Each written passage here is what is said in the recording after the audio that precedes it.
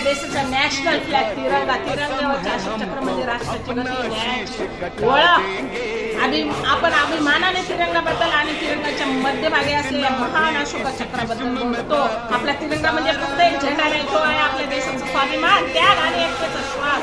वरचा केशरी रंग सांगतो शौर्य आणि त्याग, मधला पांढरा सत्य आणि शांतता आणि खालचा हिरवा समृद्धी आणि विकास. पण या तिन्ही रंगांना जोडून ठेवणार एकच शक्ती म्हणजे अशोक चक्र. हे चक्र आहे 24 आहे असलेले, जो दर्शवते न्याय, धर्म आणि सतत चालणारी प्रगती.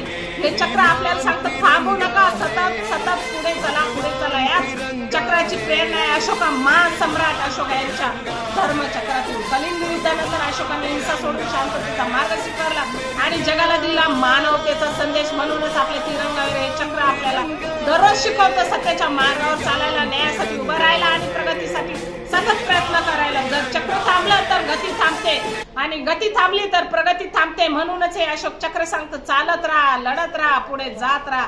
आज आपण एक प्रश्न विचारूया, आपण आपल्या आयुष्यात हे चक्र फिरवत आहोत का? आपण सत्य, न्याय आणि प्रगतीचा मार्ग स्वीकारतो का?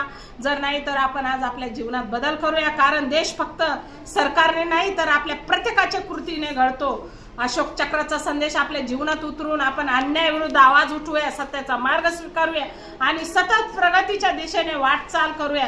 तिरंगा फडकवतो उंच आकाशात, कारण त्याच्या मध्यभागी आहे गती, न्याय आणि सत्याचं चक्र महान. चला तर सगळे मिळून अभिमानाने जयघोष करूया.